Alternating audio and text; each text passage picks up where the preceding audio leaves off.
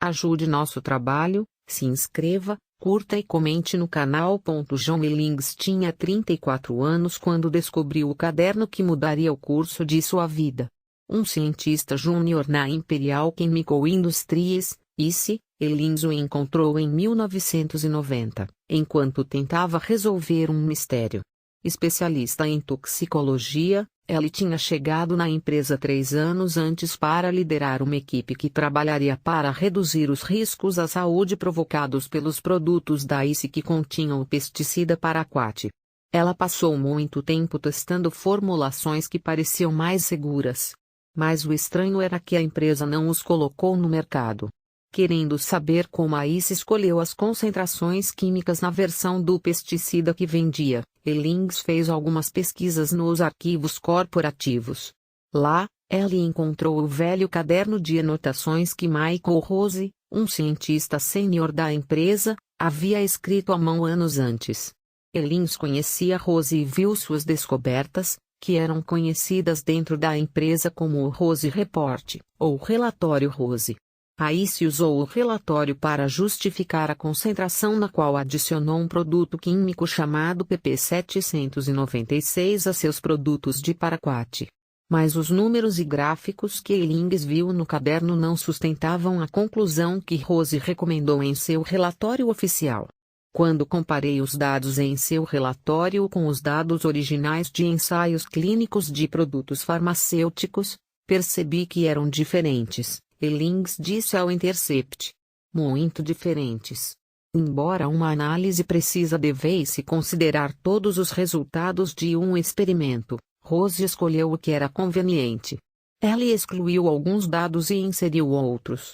O jovem cientista decidiu que deveria informar seus chefes, cuidadosamente. É um risco criticar os gerentes seniores, sabe? Ele disse recentemente. Não era algo para ser discutido durante o café.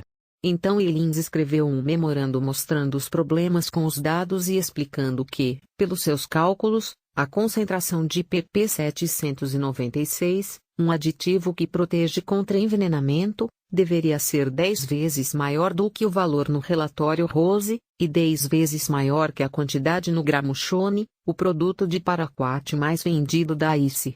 Enviou o memorando para seu gerente, que lhe garantiu que o enviaria para a equipe sênior de agroquímicos. Satisfeito por ter feito a coisa certa, Ellings trabalhou mais 18 anos na empresa. O memorando de Ellings, escrito em 1990 e o relatório Rose, elaborado pela primeira vez em 1976, estão entre os 400 documentos revisados para esta investigação, que o Intercept conduziu em colaboração com o jornal francês Le Monde. Mais de 350 desses documentos foram divulgados pela Syngenta, a sucessora da ICE, e outros réus no curso de um litígio em andamento sobre a responsabilidade das empresas por danos pessoais devido à exposição ao paraquat. As organizações sem fins lucrativos Public e IANERV, uma afiliada do GreenPeace, que pesquisou extensivamente o paraquat e o PP796, forneceu cerca de 3 dúzias de outros. Todos juntos, as milhares de páginas de notas rabiscadas, letras manchadas, e atas de reuniões, muitos dos quais são marcados como segredo da empresa e confidencial, contam a história da intransigência corporativa em face de um produto perigoso mais lucrativo. Algo que Ellings descreve como uma conspiração dentro da empresa para manter isso em segredo. A Syngenta afirma que a concentração de PP796 que Rose calculou, ainda usada em muitos dos produtos hoje em dia, é segura. Nossos detratores deturparam e descaracterizaram intencionalmente um número limitado de documentos, que normalmente fazem parte de um diálogo completo sobre o design do produto, e se concentraram neles, fazendo falsas acusações relacionadas ao peso que damos ao custo ao considerar a segurança, escreveu Saswato Das, porta-voz da Syngenta, em um e-mail. Mas, nos mais de 40 anos desde que Rose fez seus cálculos, muitos dos próprios cientistas da ICE questionaram suas afirmações. E durante esse tempo, dezenas de milhares de pessoas morreram de envenenamento por paraquat. O assassino rápido. O paraquat é um produto que mata ervas daninhas rapidamente. O químico perturba as membranas celulares das plantas e interfere no processo de fotossíntese, de modo que os efeitos podem ser vistos dentro de algumas horas.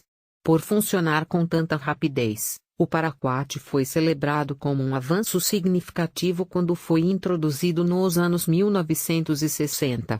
Desde então, milhões de toneladas do herbicida foram usadas nos Estados Unidos da América. Mais de 4,5 mil toneladas foram pulverizadas em milho, soja, uvas e outras frutas e vegetais em 2017, no último ano em que os dados ainda estavam disponíveis. E o uso do paraquat está aumentando agora, conforme com os dados do US Geological Survey. O problema com o paraquat, ou um dos problemas, é que o químico que mata plantas tão eficientemente é também extremamente tóxico para os humanos. As pessoas que bebem acidentalmente somente um pouco do produto frequentemente morrem logo depois. Apenas um copo de shot é suficiente para acabar com uma vida. Aliás, diferente dos outros venenos, o paraquat não tem antídoto. Por ser tão letal, milhares de pessoas usaram o pesticida para se suicidar.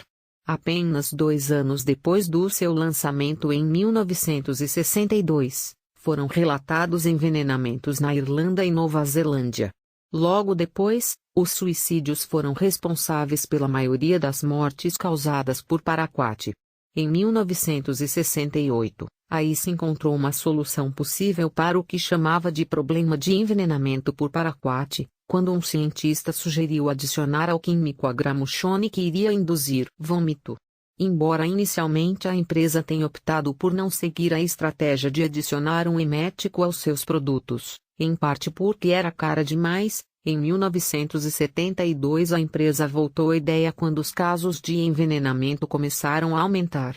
Naquele ano, o Centro de Venenos do Reino Unido recebeu 59 ligações sobre o paraquat, conforme seu diretor, Roy Golding, disse aos cientistas da ICE em uma reunião realizada no ano seguinte. 6 pessoas morreram por ingerir o pesticida, incluindo 2 crianças, Golding disse ao grupo, implorando para fazer algo rapidamente. A pressão para interromper as mortes por paraquat aumentou junto com os envenenamentos. Nos primeiros 2 meses de 1974, 2 pessoas nos Estados Unidos da América, mercado crítico para a empresa, já haviam morrido depois de ingerir o pesticida. Uma mulher se matou usando-o. E um adolescente de 17 anos morreu no Havaí após ter bebido acidentalmente paraquat que havia sido derramado em um refrigerante. Até então, o problema também havia surgido em outras partes do mundo, incluindo Holanda, Alemanha, França, Dinamarca e Japão. O paraquat também foi pulverizado em campos de maconha no México na década de 1970, graças ao governo dos Estados Unidos da América, que esperava matar as plantações e, em vez disso, criou um grande problema de saúde sobre a maconha de paraquat. Na Irlanda, onde 92 pessoas morreram após ingerir o paraquat entre 1967 e 1977, um médico que viu um homem saudável morrer após beber o paraquat chamou o pesticida de o assassino mais mortal desde a bomba atômica. Mas talvez a maior motivação para a ICE começar a usar um químico que obrigaria o corpo a expulsar o paraquat veio da EPA, a Agência de Proteção Ambiental dos Estados Unidos. Em 1975, ICE e Chevron Chemical Co., que fabricava, distribuía e vendia os produtos de paraquat para a ICE até 1986, tomaram conhecimento que a EPA estava tão preocupada sobre a segurança do pesticida que estava considerando iniciar um novo processo de avaliação que poderia resultar em sua retirada do mercado. A equipe legal da EPA aproveitaria qualquer boa oportunidade para tentar cancelar formalmente o uso de paraquat, disse L.R. Steuser, que trabalhava para a Chevron, que também é ré no litígio atual, aos seus colegas na época. 2 semanas depois, a ICE criou um plano para adicionar o pp 796 ao Gramoxone. A droga havia sido escolhida porque, durante ensaios clínicos de seu potencial como tratamento para asma, os participantes relataram que causava vômito. A empresa decidiu que o pp 796 deveria ser colocado no Gramoxone numa concentração de 0,05%, e procurou patenteá-lo em todos os principais países do mundo, como deixou claro em um documento marcado segredo da empresa. Esta estratégia permitiria à ICE não apenas manter e expandir suas vendas de paraquat em mercados onde a regulação era um risco, mas também criar um novo mercado lucrativo para o próprio emético. Governos em todo o mundo, assim como a Organização para a Alimentação e Agricultura das Nações Unidas, que supervisiona as normas internacionais de pesticidas, acabariam por exigir a inclusão de pp 796 nas formulações de paraquat, mantendo a concentração em torno de 0,05%. Como a ICE patenteou não apenas o pp 796 mas também outros componentes que executavam a mesma função, a empresa podia vender o pp 796 para outras fabricantes de pesticidas. O único obstáculo? Naquele nível, o pp 796 não era particularmente eficaz em evitar que as pessoas morressem. Ninguém vomitou apenas uma semana após a ICE introduzir sua estratégia internacional para usar o emético. Um cientista da Chevron, Richard Cavalli, destacou o fato de que a ciência não apoiava a decisão de introduzir o químico na concentração indicada, como um documento produzido pela Chevron deixou claro no processo. A ICE indicou para Cavalli que as pessoas vomitariam dentro de 15 minutos após beber o pp 796, mas ele notou que os dados mostravam algo diferente. Até onde eu posso ver, ninguém vomitou em 15 minutos. Foi somente uma semana depois que Rose escreveu o relatório que forneceria o embasamento que a empresa precisava para justificar sua decisão, o mesmo relatório que seria encontrado por Ailins mais tarde. Rose afirmou que os humanos eram mais sensíveis ao pp 796 do que os cachorros e macacos usados para testar o emético, e que por isso os humanos precisariam de uma dose menor para vomitar. Cavalli, no entanto, não viu essa evidência. Não tenho confiança que a EPA aprovaria esta droga como um inerte dado a falta de informação indicada, concluiu. E, de acordo com um memorando de 1976 escrito por Cavalli, Rose não tinha visto os dados humanos que ele escreveu em seu relatório. Os dados estavam sobre uma microficha, e todas as cópias haviam sido destruídas. Nada disso impediu Rose de esboçar uma curva que indicava que a concentração de 0,05%, uma dose que, como funcionários da empresa observaram em um documento marcado como segredo deste mesmo ano, não resultaria em um aumento grande no custo do Gramoxone, impediria efetivamente as mortes por envenenamento de paraquat. Inicialmente, a EPA rejeitou a ideia de adicionar pp 796 ao paraquat. Tem jeitos melhores para induzir o vômito, enfiando o dedo na garganta. Por exemplo, escreveu um cientista ao Chevron em 1977. Mas no seguinte, a ICE introduziu o componente em diversos outros países, com a esperança de que a nova formulação resultasse em menos mortes e produzisse dados que convenceriam os reguladores americanos de que o paraquat era bastante seguro para permanecer no mercado. Em resposta a perguntas para este artigo, a Chevron escreveu numa declaração enviada por e-mail que a Chevron Chemical Company foi pioneira em muitos programas de gerenciamento que permitiram aos clientes usar com segurança seus produtos, incluindo o paraquat. Estes esforços incluíram a primeira linha direta privada de controle de veneno, a primeira tampa à prova de crianças, programas de treinamento de aplicadores e fazendeiros, kits de tratamento de emergência para envenenamento por paraquat e guias médicos, e rótulos de produtos que ultrapassaram os requisitos regulamentares.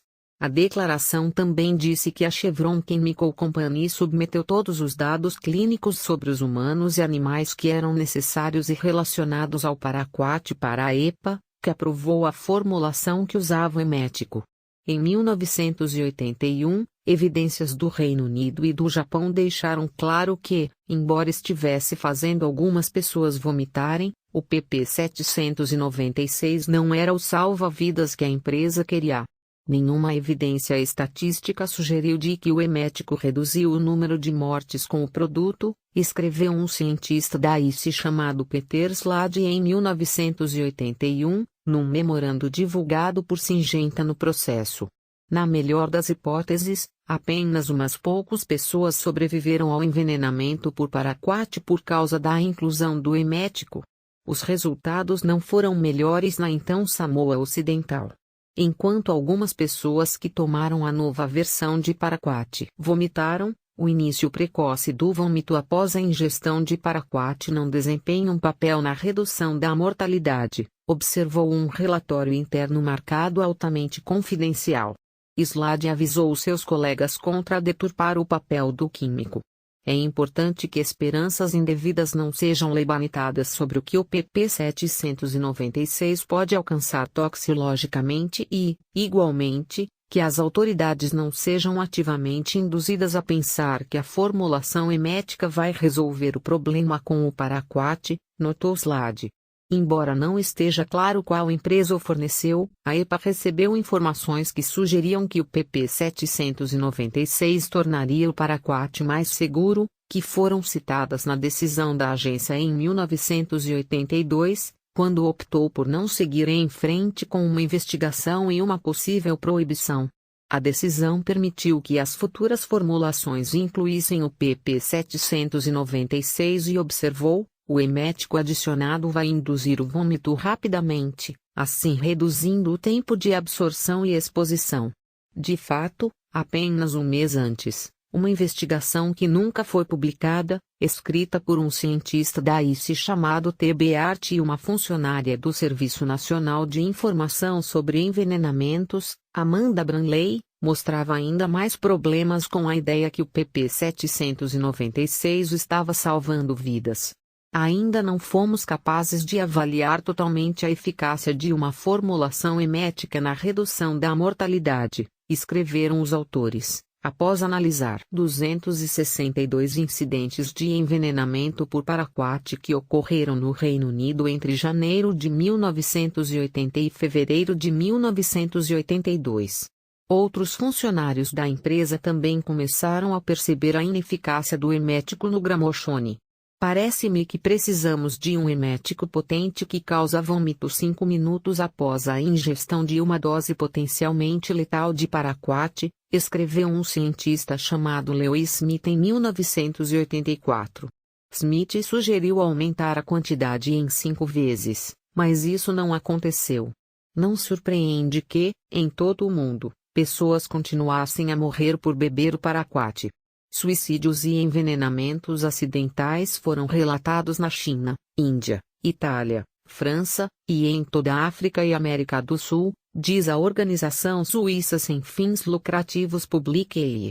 Na Malásia, onde o pesticida foi usado para controlar ervas nas plantações de seringueira, houve 253 mortes somente em 1986.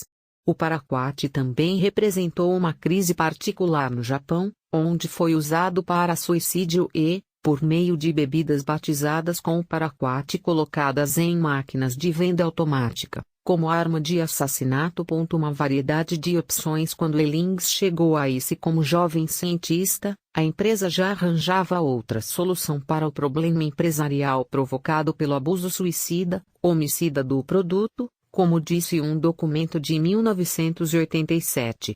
Como a adição do baixo nível de PP 796 não impedia os envenenamentos, a empresa decidiu desenvolver formulações menos letais que manteria em segredo a não ser que os reguladores pedissem para remover o produto. O executivo aprovou a estratégia de desenvolver formulações alternativas para a comercialização nas prateleiras a fim de oferecer uma variedade de opções ao setor de assuntos regulatórios quando enfrentassem uma crise regulatória do Paraquat, explicou o documento de 1987. Estas opções incluíam uma fórmula líquida identificada como B, ao menos 5 vezes mais diluída do que a fórmula no mercado, e C, uma versão sólida que poderia levar a uma redução nos níveis das doses em casos de suicídio. Embora Eilings não soubesse na época, a ICE já tinha explicado claramente por que não usava estas versões mais seguras. A introdução das formulações B ou C destruiria a base de lucro do Paraquat. E o lucro foi considerável. Em 1987, os produtos de Paraquat produzidos pela ICE eram usados em 140 países.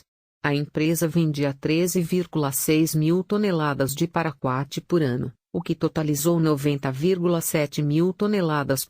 Em 1990, um gerente da ICE chamado R. A. Morrison afirmou o compromisso da empresa em proteger o lucro do Paraquat. Era possível criar uma nova versão com menos Paraquat por volume, como reconheceu Morrison em um memorando de abril em 1990, fornecido ao Intercept por Public e Nerf, mas isso custaria mais para produzir e enviar. Em volume, o PP 796 custava 8 vezes mais para ser produzido do que o mesmo de Paraquat. Além disso, apontou L., aumentar a concentração exigiria a construção de novas instalações de manufatura. Enquanto a empresa desenvolvia uma versão mais diluída do pesticida para vender no Japão, onde o Paraquat enfrentava uma possível retirada de circulação, era considerado caro demais em outros países. Nesse nível de diluição, os custos de formulação e embalagem seriam aumentados e o uso do produto pelos agricultores reduziria significativamente devido à inconveniência a granel e aos preços mais altos, Morrison escreveu em outubro daquele ano, de acordo com outro memorando fornecido por Public e a Nerf. Não vemos razão para mudar proativamente nossas formulações atuais. Em uma resposta enviada por e-mail, a Syngenta negou que o custo influenciou em suas decisões sobre a concentração do químico. Rejeitamos a sugestão que, no desenvolvimento deste produto, Syngenta e seus predecessores tivemos qualquer motivo senão encontrar o nível mais apropriado de emético no Paraquat para melhor abordar o risco de ingestão acidental e deliberada. A empresa também questionou a responsabilidade da companhia pelos suicídios do Paraquat. As pessoas se matam por razões sociais, ambientais e econômicas, escreveu Das, uma porta-voz da Syngenta. Quase todas as inovações modernas, edifícios, pontes, ferrovias, produtos farmacêuticos, automóveis, máquinas e produtos usados para proteger colheitas, têm sido usadas para o suicídio. Acreditamos que a sociedade precisa abordar as raízes dos problemas e se concentrar na saúde mental, e não privar o mundo de tecnologias importantes, que melhoraram o bem-estar humano em geral. As razões pelas quais as pessoas se matam com o Paraquat parecem semelhantes aos motivos pelos quais escolhem se matar por outros meios. Conforme um estudo de 2009 que avaliou os casos de 250 pessoas internadas em um hospital sul-coreano após ingerir o pesticida, os motivos incluíam pessimismo, problemas familiares, problemas econômicos, depressão, doenças crônicas, vício de jogo, problemas escolares e relacionamentos amorosos. Certamente, as empresas não podem ser responsabilizadas pelo sofrimento dessas pessoas. Mas existem pesquisas que mostram que o banimento de pesticidas particularmente letais pode reduzir o número de pessoas que se matam.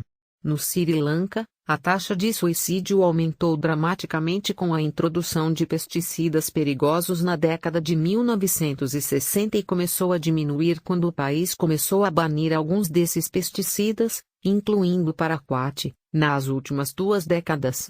A restrição dos meios funciona porque os impulsos suicidas são frequentemente transitórios, com duração de apenas minutos ou horas, escreveu Michael Edleston, um toxicologista especializado em suicídios com pesticidas.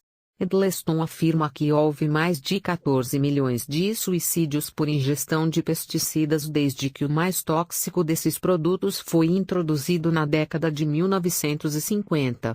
Os Estados Unidos representam uma pequena parte do total. Houve 18 mortes por paraquat entre 1983 e 1992, diz o livro Paraquat Poisoning, Envenenamento por Paraquat, em tradução livre. Uma parcela da razão pela qual há tão poucos suicídios de paraquat nos Estados Unidos da América é que as pessoas que pretendem se matar têm mais acesso a armas. Uma ameaça aos negócios. Depois de confrontar seus chefes com o relatório Rose em 1990, Lings começou a trabalhar em um produto do paraquat mais seguro que havia chegado ao mercado, uma versão do pesticida nomeada Gramuchone-Inteon.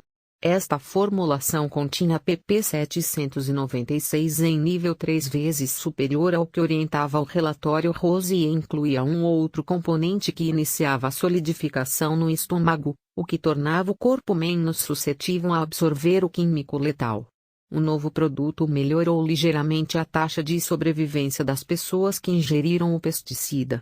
Um estudo de 2008 com 586 pessoas que ingeriram o paraquat no Sri Lanka descobriu que 63,3% das pessoas que beberam Gramuchone-Inteon morreram, em comparação com 72,9% das pessoas que beberam a formulação do pesticida que incluía o emético numa concentração mais baixa e não tinha o componente solidificante.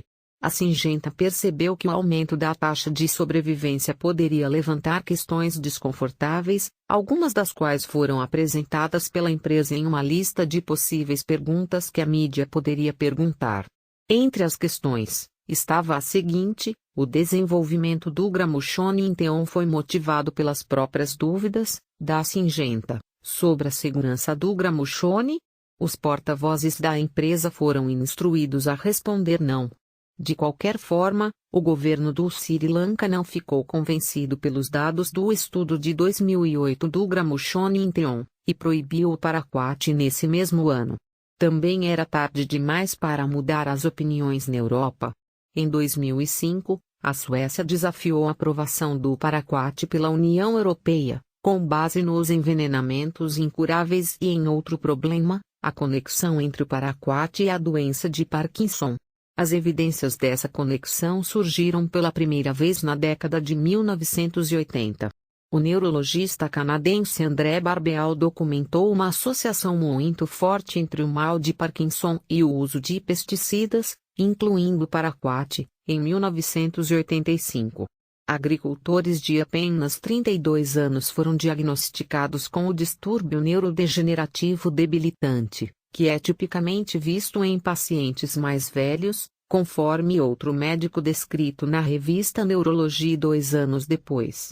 O governo sueco chamou a atenção para um estudo de 2002 mostrando que ratos expostos ao paraquat desenvolveram uma condição semelhante à de Parkinson, além de um estudo de 1990 que descobriu que pessoas que haviam se envolvido em pulverização química tinham 6 vezes mais chances de contrair a doença.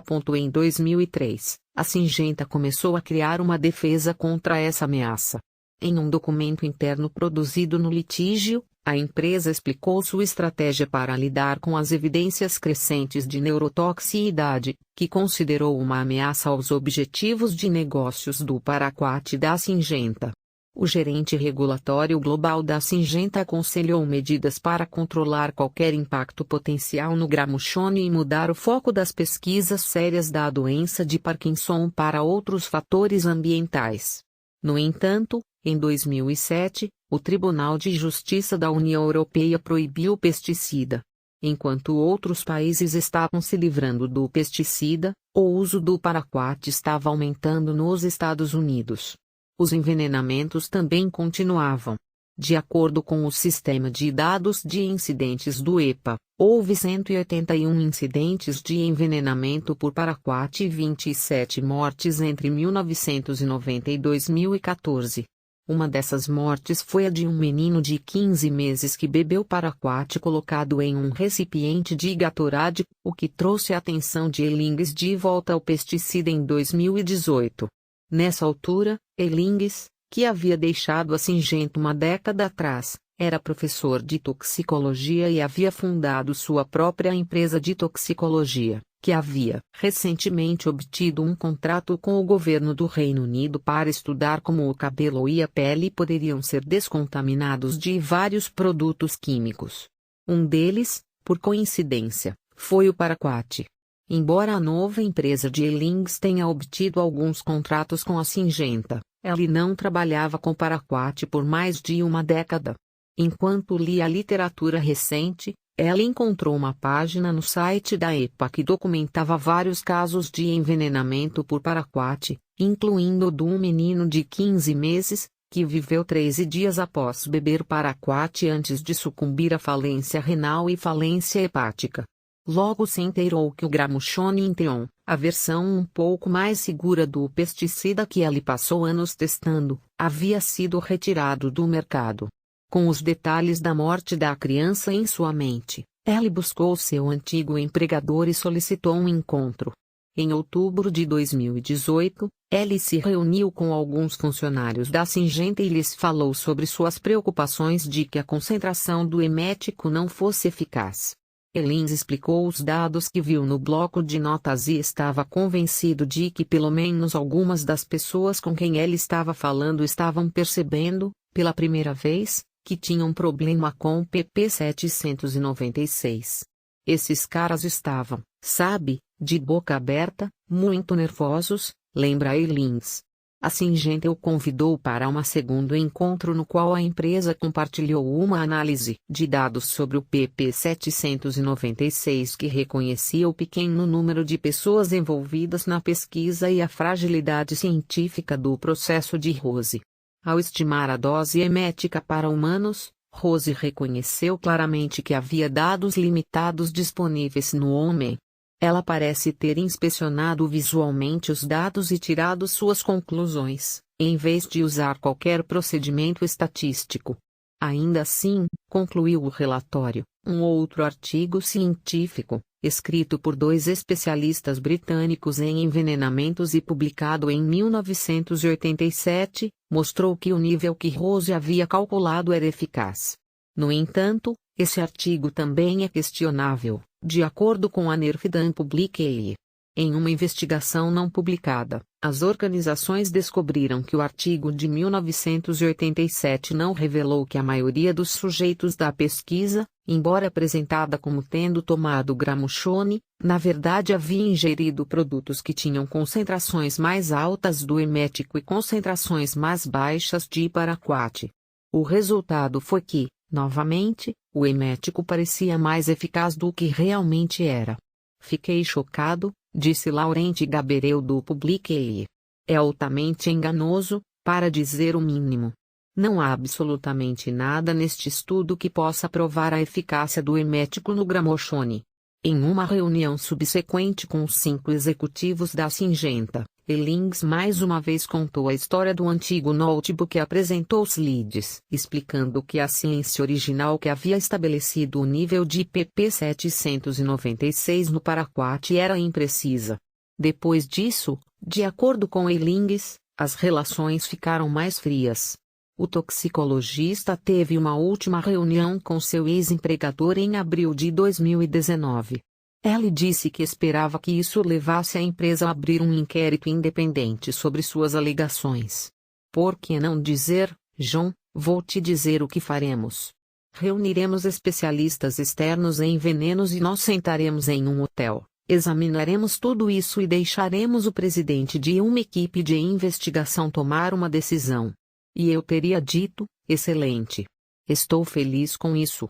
Em vez disso, a Syngenta enviou a Eilings um documento que contestava categoricamente suas afirmações sobre o PP 796 e o relatório Rose.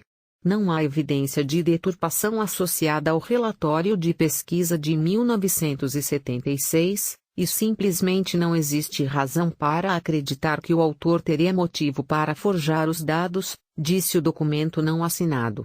Mais tarde naquele ano, Elins abordou o gerente de análise química do Paraquat do EPA com suas evidências. O gerente lhe disse que deveria abordar o assunto com a Organização das Nações Unidas para a Agricultura e Alimentação. A FAO disse a Elins que revisaria a concentração de pp 796 em produtos de Paraquat, que ainda está no nível definido pelo relatório Rose. A organização internacional ainda não revisou suas especificações. Em um e-mail de 2019, o gerente de revisão do Paraquat da EPA também disse a Elins que incluiria seu relato detalhado dos problemas com o pp 796 num documento público sobre o Paraquat. Mas seu memorando não foi incluído no arquivo dos documentos disponíveis ao público. Quando questionado sobre o motivo de as informações enviadas em 2019 não terem sido tornadas públicas, o porta-voz da EPA Ken Lab escreveu em um e-mail para o Intercept dizendo que essas informações não foram incluídas por engano, devido a mudanças de rotina na equipe. A agência está rapidamente se certificando de que nenhuma informação comercial confidencial, CBI, esteja incluída na documentação fornecida pelo Dr. Elings, acrescentou o Lab. Se não houver CBI, o EPA postará imediatamente a documentação na pauta de revisão do registro do Paraquat. O porta-voz da Syngenta, negou que qualquer pessoa da empresa tenha pedido ao gerente de revisão do Paraquat ou a qualquer outro funcionário da EPA para não incluir a apresentação de Elings na pauta pública. Em seu e-mail para o Intercept, a empresa também negou enfaticamente que o pp 796 fosse ineficaz na concentração do relatório Rose. Quanto à ideia de que uma concentração mais alta de pp 796 pode tornar o Paraquat menos letal, hoje, eminentes especialistas médicos desaconselham altos níveis eméticos por preocupações que possam aumentar a toxicidade, escreveu Das. A opinião médica evoluiu nos 30 anos desde que John trabalhou pela primeira vez neste produto. De acordo com a Syngenta, a empresa investigou, e rejeitou, as alegações de Elins. Nossos cientistas investiram centenas de horas examinando suas preocupações, correspondendo e discutindo-as com ele, escreveu Das.